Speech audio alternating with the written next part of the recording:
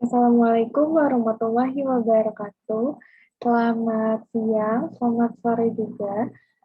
Hari ini Ibu akan mengajar kelas 10 BDP tentang target pasar atau targeting. Nah, sebelum memulai pembelajaran hari ini, alangkah baiknya kita berdoa terlebih dahulu. Berdoa dimulai.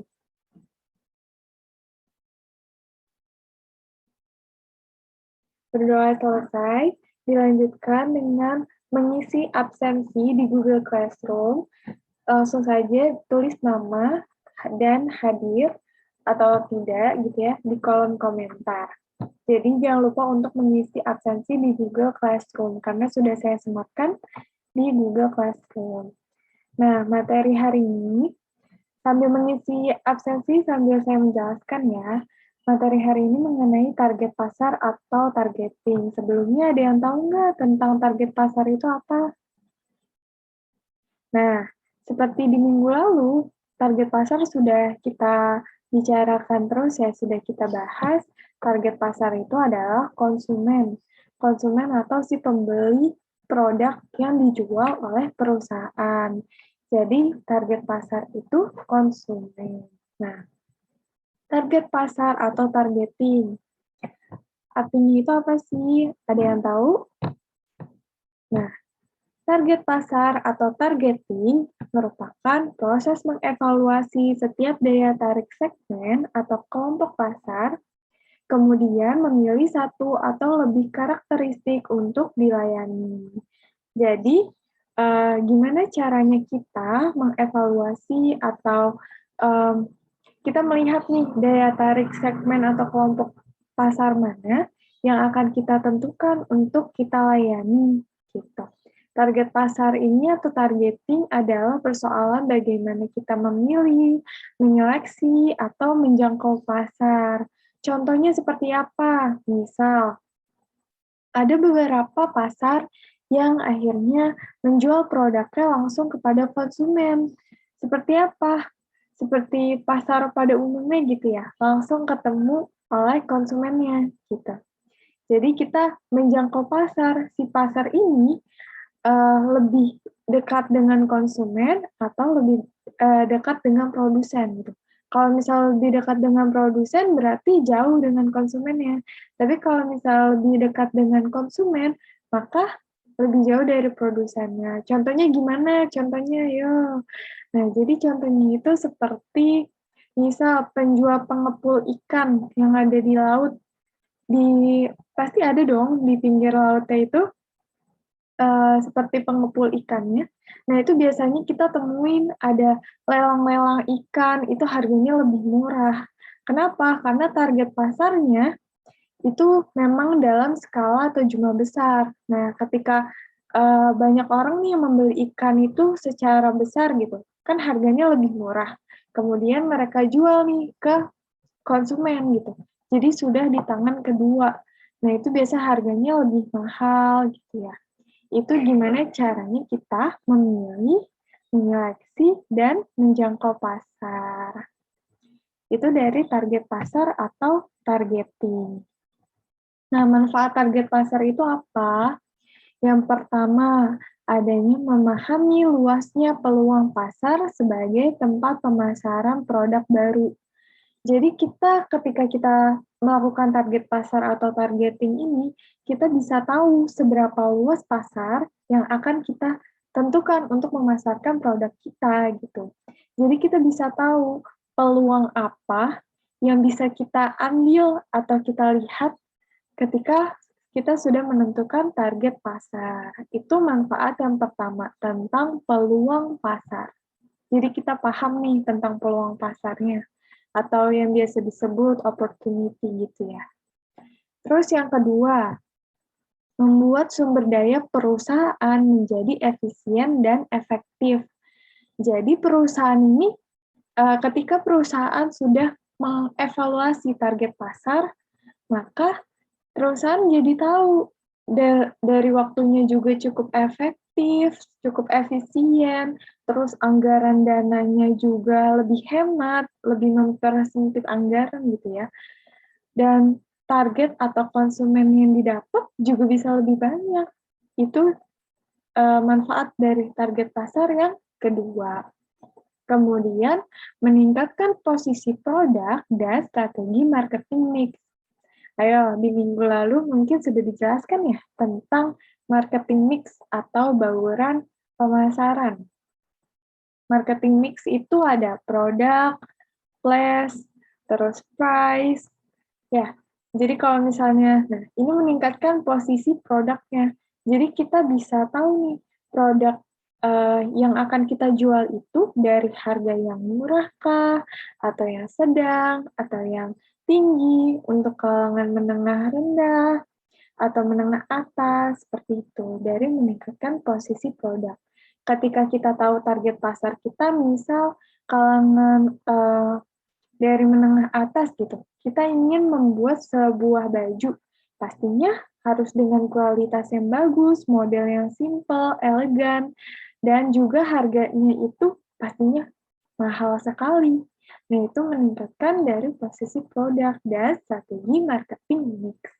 Minggu lalu sudah belajar ya tentang marketing mix.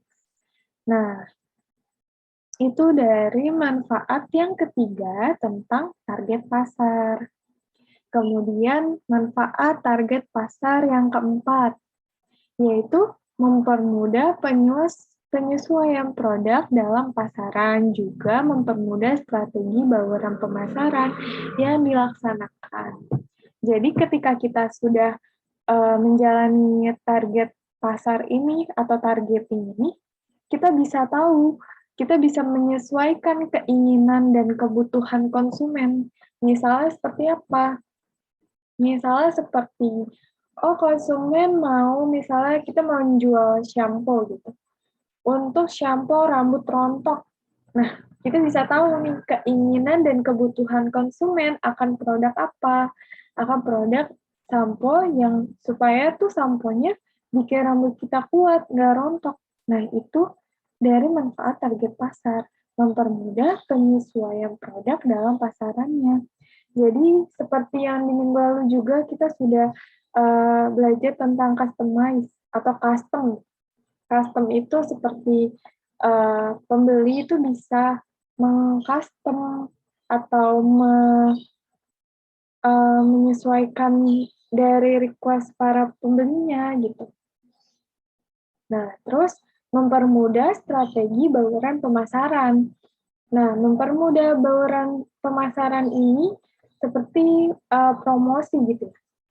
Kita bisa tahu nih, promosi kita, misalnya kita mau jual barang-barang yang ke anak remaja. Anak remaja biasanya sukanya main sosial media. Seperti apa sosial medianya? Seperti Instagram gitu. Maka kita akan melakukan promosi gitu. Di mana? Di Instagram, di Facebook, di Twitter, ataupun di YouTube gitu ya. Kalau sekarang kan banyak banget tuh Shopee Haul gitu. Nah, itu gimana caranya kita mempermudah strategi bauran pemasaran kita. Nah, tentu itu caranya juga akan mengefektifkan dari anggaran dana kita. Misalnya, iklan di Facebook itu nggak mahal. Itu iklan di Facebook itu murah. Harganya itu biasanya sekitar 80 ribuan sampai jutaan, itu sudah bisa untuk iklan di Facebook itu. Dan biasa tuh kalau iklan di Facebook itu ada masa schedule-nya atau terjadwalnya. Jadi kita nggak perlu nih mantengin handphone, terus ngepost dagangan kita di waktu itu gitu. Nah, itu yang akan mempermudah kita, baik dari promosinya, segi waktunya juga. Jadi kan ada schedule atau terjadwalnya itu, jadi kita nggak harus pegang handphone gitu. Kita bisa tinggal kemana aja, dia promosi sendiri gitu. Itu tentang manfaat target pasar yang keempat. Nah, kemudian ada manfaat target pasar kelima nih, mengantisipasi adanya persaingan dalam bisnis dan usaha. Tentu ketika kita dalam memasarkan produknya atau menjual produk kita, pasti kita memiliki perusahaan pesaing. Nah, gunanya si target pasar atau targeting ini mengantisipasi supaya persaingan perusahaan ini kita bisa tahu bagaimana caranya kita mengantisipasi itu, kita bisa tahu misalnya strategi perusahaan mereka itu apa, terus produk yang mereka jual tuh apa. Jadi kita bisa mengunggulkan produk kita, mengunggulkan dari segi promosinya ataupun pemasaran kita. Nah, itu mengantisipasi adanya persaingan dalam bisnis dan usaha. Jadi bukan berarti nanti pesaingnya nggak ada, bukan gitu ya, tapi kita mengantisipasi dulu nih bagaimana adanya perusahaan persaingan itu, kita bisa menemukan solusinya gitu. Jadi sebelum dipasarkan produk kita, maka kita akan mengantisipasi dulu apa yang akan terjadi. Gitu. Itu dari manfaat target pasar. Paham ya? Kalau misalnya belum ada yang masih ada yang kurang jelas, bisa komen di kolom komentar. Nanti akan Ibu balas komentarnya. Tuh. Terus, yang kemudian ada kriteria dalam menentukan target pasar. Yang pertama itu, perusahaan harus memastikan bahwa segmen pasar yang dibidik itu cukup besar dan akan cukup menguntungkan bagi perusahaan. Jadi kriterianya ini tadi kita sudah membahas ya. Jadi ketika kita sudah menentukan nih target pasar kita itu misal kalangan menengah atas, kalangan menengah sedang atau yang rendah gitu. Perusahaan ini bisa membidik konsumennya gitu. Kita bisa juga meraih keuntungan yang lebih banyak. Misal kita mau bikin baju. Nah, target pasar kita tentunya yang misalnya remaja gitu ya, pasti harganya lebih murah dong daripada baju-baju yang dewasa gitu, dan lebih casual atau santai gitu. Yang akhirnya itu menguntungkan perusahaan. Kenapa? Karena biasanya anak-anak remaja itu suka banget beli baju ya, padahal bajunya masih banyak di lemari gitu. Nah itu bagaimana caranya perusahaan itu bisa mendidik dari target pasar atau sasaran atau pangsa pasar atau konsumennya kita. Nah, yang kedua yaitu strategi targeting ini harus didasarkan pada keunggulan kompetitif perusahaan yang bersangkutan. Seperti yang tadi udah dijelaskan tentang mengantisipasi perusahaan pesaing. Nah, kita harus menentukan nih produk kita unggulnya di mana. Misalnya unggulnya itu di kualitasnya bagus, atau harganya itu terjangkau, terus modelnya itu elegan, simple. Nah, kalau misalnya seperti itu, kita bisa lebih unggul dari perusahaan yang lainnya. Atau contoh misalnya kosmetik seperti Wardah. Pasti yang di benak kita adalah kosmetik yang halal itu Wardah gitu. Padahal kosmetik yang lainnya banyak sekali yang halal gitu. Cuman karena kita sering melihat sebagai jargon dari perusahaan tersebut gitu, maka kita mengetahui nih, Wardah ini keunggulan kompetitifnya adalah kosmetik halal gitu. Nah, itu dari strategi targetingnya dari perusahaan yang bersangkutan. Yang ketiga yaitu segmen pasar yang dibidik harus didasarkan pada situasi persaingannya. Perusahaan harus mempertimbangkan situasi dari persaingan secara langsung ataupun tidak langsung mempengaruhi daya tarik targeting perusahaan tersebut. Nah, jadi kalau misalnya yang tadi kita sudah tahu tentang perusahaan pesaing, nah, ini kita bisa, setelah mengantisipasi, kita bisa mempertimbangkan situasi apa nih yang akan terjadi, baik secara langsung ataupun tidak langsung. Secara langsung, misalnya produk kita yang kita jual itu bagus gitu. Biasanya kalau produk, misalnya baju nih, terus di belakang kaosnya itu ada ukurannya sama gimana cara mencucinya gitu. Nah, itu juga bisa sebagai keunggulan ya. Kenapa? Karena ketika kain yang misalnya akan kita cuci ini supaya tidak cepat rusak gimana gitu. Nah, itu udah ada caranya. Itu salah satu juga keunggulan yang ditonjolkan dari perusahaan pembuat pakaian itu gitu. Ataupun yang secara tidak langsung gitu. Dia mempengaruhi si konsumen untuk membeli produk yang dijual. Itu kriteria dalam menentukan target pasar. Nah, selanjutnya ada evaluasi segmen pasar. Evaluasi segmen pasar ini ada 3. Yang pertama itu ukuran dan pertumbuhan segmennya. Jadi yang harus diperhatikan dalam poin ini gitu ya, si segmen potensial ini mempunyai ciri khas ukuran yang tepat gitu.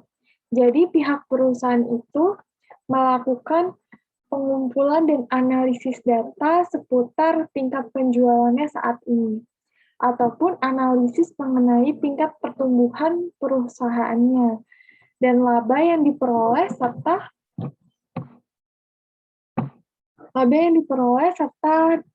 diharapkan pada beberapa segmen. Nah, jadi kalau misalnya ukuran dan pertumbuhan segmen ini, biasanya kita analisis nih dari tingkat penjualan perusahaannya, kemudian labanya, keuntungannya, seperti itu ya, dari ukuran dan pertumbuhan segmen. Kemudian ada daya tarik dan struktural segmen. Jadi poin ini, perusahaan itu melakukan penelitian terhadap faktor struktural utama yang dalam waktu jangka panjang telah mempengaruhi daya tarik segmennya. Contohnya seperti apa? Misalnya segmennya tidak menarik apabila telah ada pesaing produk yang lebih bagus, lebih kuat, lebih kualitasnya lebih bagus gitu, modelnya lebih up to date, lebih kekinian gitu. Nah, itu contohnya ya dari daya tarik struktural segmen. Nah, selanjutnya apa sih yang harus kita ketahui nih dari 5 kekuatan yang menentukan daya tarik laba jangka panjang? Karena ancaman seperti misalnya persaingan segmennya. Dari misalnya persaingan segmen itu gini, segmennya misalnya kalangan remaja. Banyak sekali yang seperti kita temukan saat ini, di mana banyak banget online shopping jual baju kekinian. Tapi akhirnya pangsa pasarnya itu ambruk sama persaingan, misalnya di Shopee ya, baju-baju yang modelnya itu Korea-Koreaan. Nah, itu ya modelnya itu yang minimalis atau elegan, terus pakai yang lucu-lucu gitu. Nah, itu yang akhirnya brand lokal itu bisa kesaing gitu sama persaingan segmennya ini. Padahal produknya ini ekspor atau impor gitu ya. Terus muncul lagi pesaing baru. Dari yang tadi persaingan segmen ada pesaing baru. Seperti tadi masuk lagi. Misalnya ada ekspor dari luar negeri, terus ongkirnya juga bisa lebih murah. Itu sebuah ancaman buat produk lokal yang ada di Indonesia gitu ya. Terus yang ketiga munculnya produk substitusi. Substitusi apa? Produk pengganti gitu. Misal produk penggantinya itu apa ya? Misalnya shampoo. Jangan shampoo. Misal odol. Odol sekarang ada odol yang portable gitu loh, yang langsung di sikat gigi kita nih dimasukin ke tempat kayak odol gitu, terus odolnya langsung kebuka. Nah, itu dari produk substitusi gitu, banyak banget pengganti yang akhirnya kita nggak usah beli odol yang ada di pasar, tapi kita pakai pengganti lain juga bisa gitu. Nah, itu munculnya produk substitusi. Atau misalnya ini, jilbab. Dulu jilbab mungkin hanya ada yang ukuran bentuknya itu yang langsung di muka gitu. Tapi sekarang produk jilbab banyak banget. Ada yang pasmina, ada yang jilbab seperti ini nih, jilbab Bella Square gitu ya. Nah, itu banyak banget nih akhirnya produk substitusi yang gimana si produk yang langsung tinggal slip di muka gitu ya, itu langsung tergantikan dengan produk jilbab yang sekarang sudah update dan lebih kekinian, dengan model yang lebih menarik.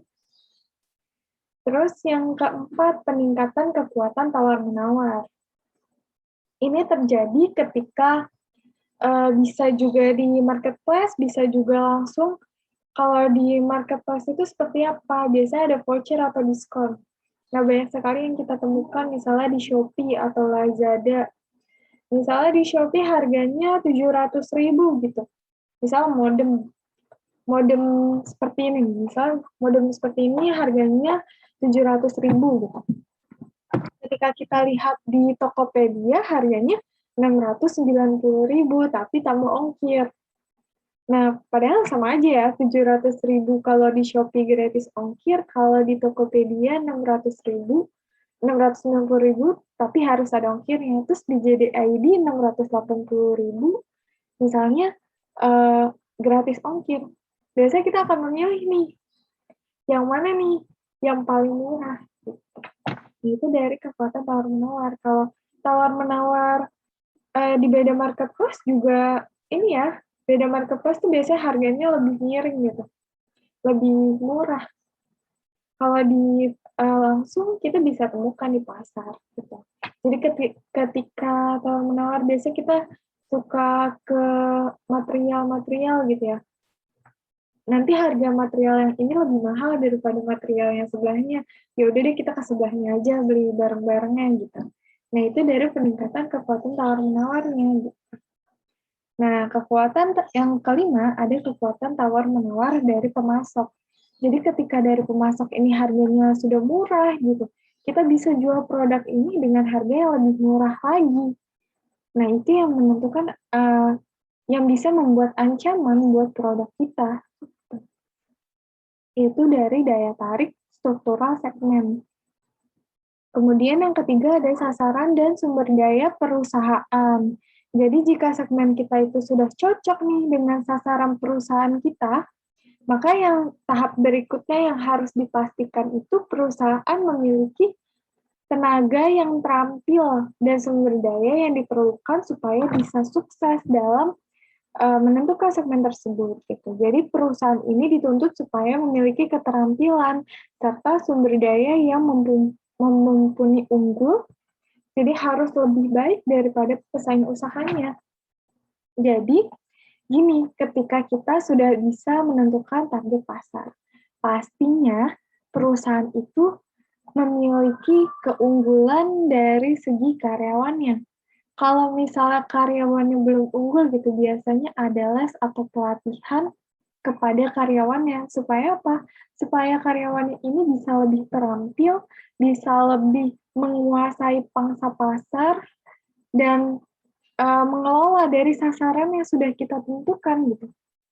Karena ketika kita sudah bisa menentukan target pasar, tetapi kita tidak bisa mengelola itu, apalagi di zaman era digital saat ini gitu ya, apa-apa digital, iklan digital gitu. Ketika banyak karyawannya yang tidak bisa mengelola iklan digital gitu, itu nggak akan bisa terjual banyak produknya. Jadi di sini perusahaan itu harus karyawan itu memiliki sifat atau keunggulan kompetitif gitu daripada perusahaan pesaingnya. Supaya apa? Supaya produk yang kita jual ini bisa lebih laku di pasaran. Gitu. Dan akhirnya perusahaan bisa untung yang lebih banyak.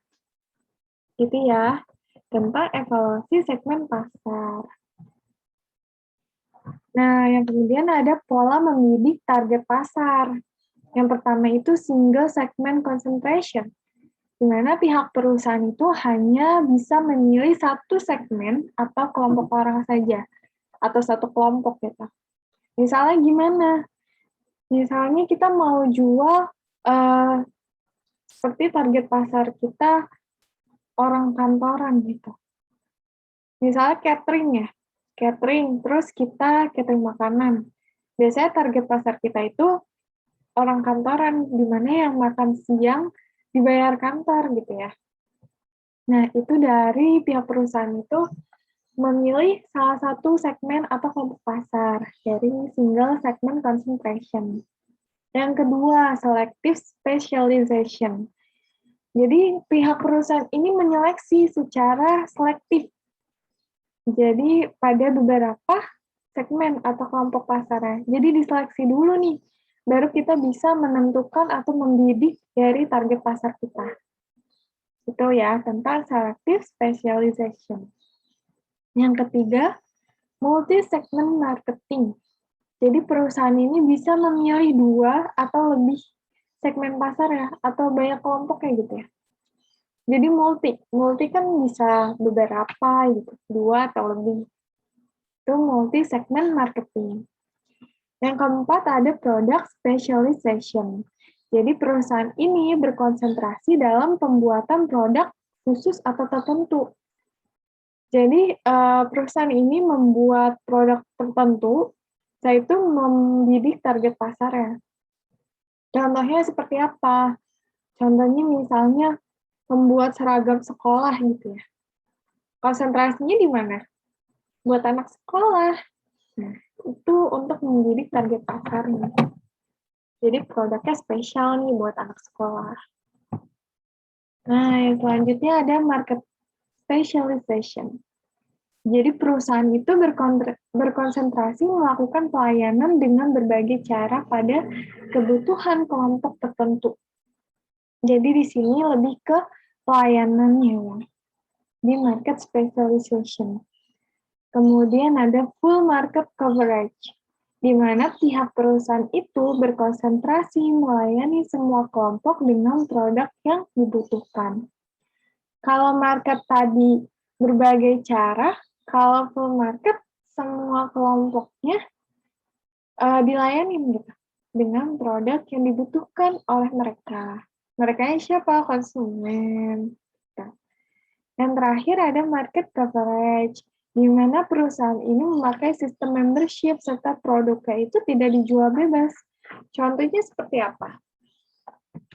Ayo, ada yang tahu nggak? Jadi mungkin banyak banget nih yang kita temukan itu make up misalnya Oriflame gitu ya. Dia dijualnya itu membership biasanya. Nggak jarang banget dijual itu secara satuan gitu. Biasanya tuh langsung kalau mau beli harga satu paketnya berapa gitu. Itu tentang sistem membership. Jadi produknya ini nggak dijual secara bebas. Atau misalnya produk HNI gitu ya. Ada yang tahu? Kayak sabun kolagen atau madu yang dijualnya itu secara membership. Produk itu nggak dijual bebas atau biasanya mungkin kita kenal kayak reseller. Ya, kayak gitu ya. Kayak reseller, kayak membership-nya gitu. Ketika mereka punya kesepakatan membership, mereka baru bisa memakai produk itu. Gitu. Jadi nggak bisa kita temukan dijual bebas di supermarket, itu jarang banget kita temukan. Itu tentang market coverage. Nah, ini ada tugas tentang membuat mind mapping mengenai materi target pasar atau targeting. Seperti minggu lalu ya, membuatnya mind mapping gitu. Dikumpulkan di Google Classroom terakhir hari Senin 20 September 2021 jam 12 siang. Nah, nanti kalau misalnya ada yang ingin ditanyakan bisa langsung komen di kolom komentar atau bisa PC juga lewat WhatsApp. Kemudian tugasnya jangan lupa untuk dikerjakan. Jangan lupa juga untuk absen di Google Classroom karena semuanya akan direkap. Nanti untuk PTS itu minggu depan ya, tanggal 24 kalau nggak salah. Nah, jangan lupa untuk dipersiapkan UTS-nya. Kemudian minggu depan dipersiapkan juga mau ada kuis. Kuisnya nggak banyak sih, dikit. Dari materi yang sudah diajarkan, gitu ya. Materinya dari bab 1, bab 2, sampai targeting ini. Ya, nanti ada kuis. Buat yang menang kuisnya dari misalnya nilainya tertinggi 1 sampai 3 akan Ibu kasih hadiah. Oke, jangan lupa untuk belajar. Terus, ya sih. Nah, sekian materi hari ini. Kurang lebihnya mohon maaf. Assalamualaikum warahmatullahi wabarakatuh. Jangan lupa di-like ya, sebagai bukti kehadiran telah mengikuti pelajaran hari ini. Sampai jumpa, ketemu minggu depan. Jangan lupa belajar, karena minggu depan ada kuis.